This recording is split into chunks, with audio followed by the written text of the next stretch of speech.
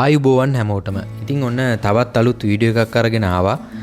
ගොඩක් වටින වීඩියෝ එකක්. මොකද මේ වීඩියෝ එකෙන් මම කතා කරන්නේ උදාහරණ සහිතව කොහොමද හරියාකාරව මැණික් ගලක් මිලදී ගන්න කියලා. ඉතින් මම කලින් වීඩියෝ වලත් කතා කරලා තියෙනවා මෙන්න මේ මැණික් ගලක් මිලදී ගැනීමේදී බලපාන කරුණු කාරණා පිළිබඳව වීඩියෝ කිහිපයක් අරගෙන ඇවිල්ලා තියෙනවා. ඉතින් ඒ බොහෝ දෙනෙක් මට කතා කරලා කිව්වා මිලදී ගන්න ආකාරය පිළිබඳව වීඩියෝ එකක් කරන්න කියලා. ඒ නිසා තමයි මේ වීඩියෝ එක මම උදාහරණ සහිතව ඔයාලට අරගෙන ඇවිල්ලා තියෙන්නේ. ඉතින් මම කලින් කතා කරලා තියෙනවා මෙන්න මේ C4 concept එක. එහෙම නැත්නම් C4 සංකල්පය මැණික් ගලක් මිලදී ගැනීමේදී බලපාන ප්‍රධානම සාධක. color, clarity, carat weight එක, cut එක. ඉතින් cut and polish මැණික් ගලක් මිලදී ගැනීමේදී අපි ඒ ගලේ පාට, ගල ඇතුළත තියෙන පිරිසුදුතාවය, ඒ කියන්නේ loop clean, eye clean ඒක, බර ප්‍රමාණය, ඒ වගේම තමයි cut එක. අපි අනිවාර්යෙන් cut and polish මැණික් ගලක් මිලදී ගන්නව නම් ඒ ගලේ cut එක කියන්නේ ගලේ උස කොහොමද, ඒ වගේම තමයි පැසට් මීට් වෙලාද, මේ වගේ කරුණු කිහිපයක් බලනවනේ. ඉතින් ඒ පිළිබඳව මම කලිනුත් වීඩියෝ කරලා තියෙනවා. ඔයාලා අනිවාර්යෙන් ගිහිල්ලා බලන්න. මේ වීඩියෝ එකෙන් මම කතා කරන්නේ වෙළඳ පොලකේ රළු මැණික් ගලක් මිලදී ගන්නේ කොහොමද කියලා.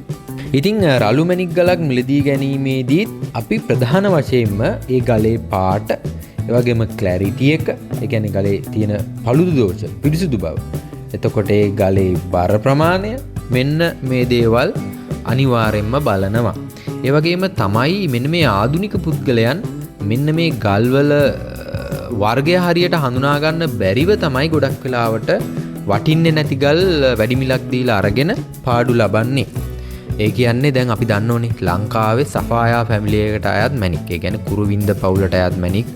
අපි කියන්නේ නිල් මැණික්, රතු මැණික්, yellow සෆාය කියන්නේ පුෂ්පරාග, පත්මරාග, මෙන්න මේ වගේ මැණික් වර්ග ලැබෙනවා. ඒ වගේම රබහ පවුලට අයත් මැණික්. ඒ කියන්නේ ගානට් ෆැමිලි එකට අයත් මැණික්. ඒ වගේම කිරිංචි පවුලට, ඒ වගේම කනක පවුලට, පලිංගු, මෙන්න මේ වගේ මැණික් වර්ග ගණනාවක් ලැබෙනෝනේ. එතකොට අපි පුෂ්පරාග මැණික් ගලක් මිලදී ගන්න මිලට පලිංගු පවුලට අයිති වෙන මැණික් ගලක් මිලදී ගන්නේ නැහනේ. කහ පාටට හුරු මැණික් ගලක්. එතකොට කහ පාටයි කියලා yellow සෆායා එක මිලදී ගන්න මිලට අර පලිංගු පවුලේ මැණික් ගලක් අපි මිලදී ගන්නේ නැහැ. ඒ නිසා මේ ව්‍යාපාරය කරනවා නම් අනිවාර්යයෙන්ම අපිට මෙන්න මේ මැණික් ගල් වර්ග වෙන් වශයෙන් හඳුනා ගන්න අනිවාර්යයෙන්ම පුළුවන්කම තියෙන්න ඕන. ඉතින් ඒ වගේම තමයි වර්තමානයේ මෙන්න මේ මැණික් ව්‍යාපාරය තුල මැණික් වලට යන මිල පිළිබඳව දල අදහසක් තියෙන්න ඕනේ. නිශ්චිත මිලක් නැහැ තමයි. නමුත් යම්කිසි මිල පරාසයක් තියෙනවනේ. ඒ පිළිබඳව අදහසක් තියෙන්න ඕනේ. ඊට අමතරව තමයි මෙන්න මේ ගලේ වර්ගය හරියට හඳුනාගත්තට පස්සේ ඒ ගලේ පාට, පිරිසිදුභාවය, කැරට් ප්‍රමාණය, මෙන්න මේ දේවල් සලකා බලලා අපිට මෙන්න මේ මැණික් ගලක් මිලදී ගන්න පුළුවන්. දැන් මේ තියෙන්නේ පලිංගු ගලක්නේ. පලිංගු වර්ගයට අයත් මැණික් ගලක් තමයි මේ තියෙන්නේ. ඉතින් මේ වගේ ගල් අපි සාමාන්‍යයෙන් අඩුම රුපියල් 2000-3000ටවත් මිලදී ගන්නේ නැහනේ. මොකද මේ ගල් අපිට එහෙම ලොකු මිලකට විකුණ ගන්න හැකියාවක් තියෙන්නේ නැහැ.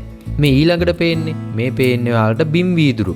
ඉතින් මේ වගේ ගලුත් අපි එහෙම ලොකු මිලකට මිලදී ගන්නේ නැහැ. හේතුව අපිට මේ ගල් ව්‍යාපාරය තුල ලොකු මිලකට ලොකු ලාභයක් තියාගෙන ලොකු වටිනාකමට අලෙවි කරන්න හැකියාවක් නැහැ.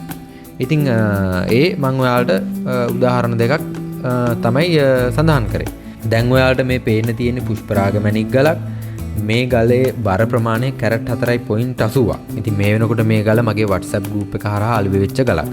මෙන්න මේ වගේ ගලක් ගත්තම මේ ගල බලන්නකෝ. මේ ගලේ හොඳ පාටක් තියෙනවා. මේ ගලේ පළුදු දෝෂ ගොඩක් අඩුයි. එතකොට මේ ගලේ කැරට් 4.80ක ප්‍රමාණයක් බර තියෙනවා. ඒ වගේම තමයි මේ ගලේ ෂේප් එක හොඳයි, හැඩය හොඳයි. එතකොට අපිට මේ ගලෙන් කැරට් දෙකකට වැඩි ප්‍රමාණයක හොඳ පාටින් යුක්ත හොඳ yellow සෆායා මැණික් ගලක් cut and polish කරගන්න පුළුවන්. එතකොට අපිට මේ ගල හොඳ මිලකට අලෙවි කරන්නත් හැකියාවක් තියෙනවා. මේ ගල අපි අලෙවි කරනවා රුපියල් 60000කට. එහෙනම් අපි මේ ගල මිලදී ගන්න ඕන කීයටද? අඩුම රුපියල් 30000කට මිලදී ගන්න ඕනේ. එහෙම නැත්නම් සාමාන්‍ය රුපියල් 35000කට විතර මේ ගලක් මිලදී ගත්තට කමක් නැහැ. නමුත් මිල අඩු වැඩි වශයෙන් වෙනස් වෙනවා Tamanට තියෙන වෙළඳපොළ අනුව.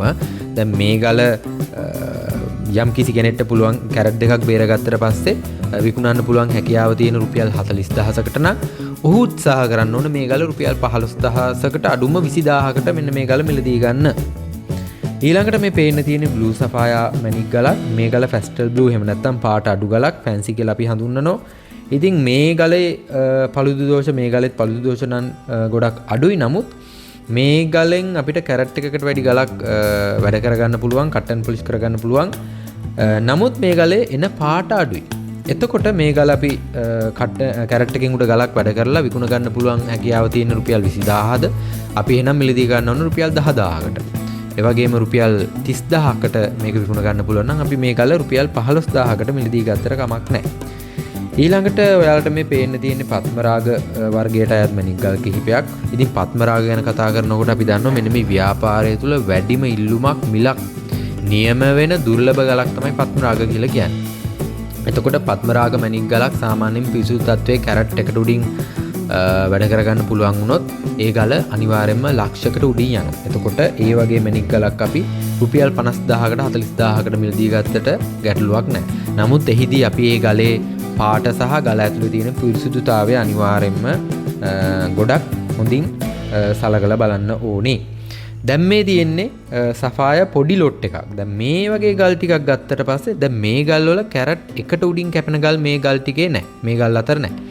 පාට හොඳයි, ගල් පිරිසුදුයි. නමුත් ගල් වල 0.50ට වැඩි ගල් තමයි කට් ඇන්ඩ් පොලිෂ් කරගන්න හැකියාව තියෙන. ඒ කියන්නේ කැරට් එකට අඩු ගල් තමයි මෙන්න මේ ගල් ටිකෙන් අපිට ලබා ගන්න හැකියාවක් ලැබෙන්නේ. ඒකට අපි දන්නවා කැරට් එකට වැඩි නම් කැරට් එක පැන්නොත් ඒ ගල් වලට ලොකු මිලක් ලැබෙනවා මේ ව්‍යාපාරය තුල.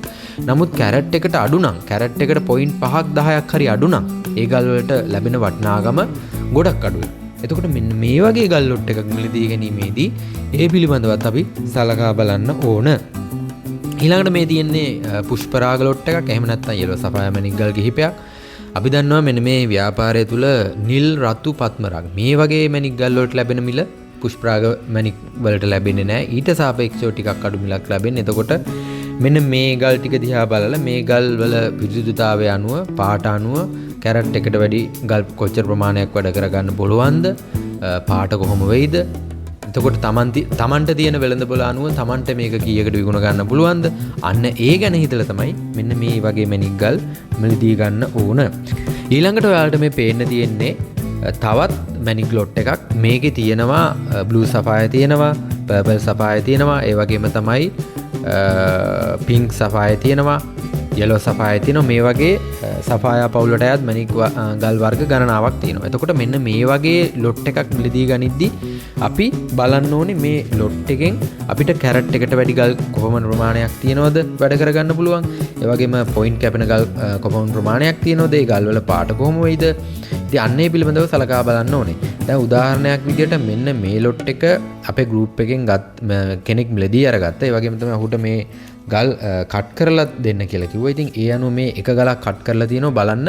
මෙන්න මේ ලොට් එකේ තිබුණු පර්පල් සෆායක කට් ඇන්ඩ් පොලිෂ් කරලා තියෙනවා. මෙන්න මේ විදිහට තමයි ඒ ගල අපිට කට් ඇන්ඩ් පොලිෂ් කරාට පස්සේ ඇවිල්ලා තියෙන්නේ. ඉතින් හොඳ ග්ලාස් බොඩි හොඳ වර්ණවත් ගලක් අපිට ලැබිලා වැඩ කරගන්න හැකියාව ලැබිලා තියෙනවා. එතකොට මෙන්න මේ වගේ ගලක් කැරට් එක ගලක් යන්නේ මොන වගේ මිලකටද?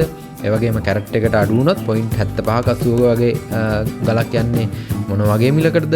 ඉතින් මෙන්න මේ වගේ අපිට අදහසක් තියෙන්න ඕනේ. ඉතින් ඒ වගේ ගල් කිහිපයක් කට් ඇන්ඩ් පොලිෂ් කරලා ඒ ටික අපිට කීයකට විකුණ ගන්න පුළුවන්ද? මේ ගල් ලොට් එකම කට් ඇන්ඩ් පොලිෂ් කරොත් අපිට කීයකට විකුණ ගන්න හැකියාවක් තියෙනවද? අන්නේ පිළිබඳව අනිවාර්යෙන්ම අපිට අදහසක් තියෙන්න ඕනේ මෙන්න මේ වගේ ගල් ලොට් එකක් මිලදී ගැනීමේදී. ඉතින් ඔය මම දල වශයෙන් කතා කරේ ඔයාලට මෙන්න මේ මැණික් ගලක් මිලදී ගැනීමේදී මොනවද අපි හිතන්න ඕන කරුණු කියලා. ඒ වගේම තමයි ඔය මම පෙන්නුවා වගේ ලස්සන ගල් මිලදී ගන්න පුළුවන් අපගේ WhatsApp group එකට එකතු වෙන්න, විශේෂයෙන්ම පතල් වලින් එන උසස්ම තත්වයේ මැණික් ගල් ඩිස්ක්‍රිප්ෂන් එකේ තියෙනවා අපගේ WhatsApp group එකේ link එක. එහෙනම් ඉතින් මේ වීඩියෝ එක මම මෙතනින් අවසන් කරනවා. හැමෝටම සුබ දවසක්.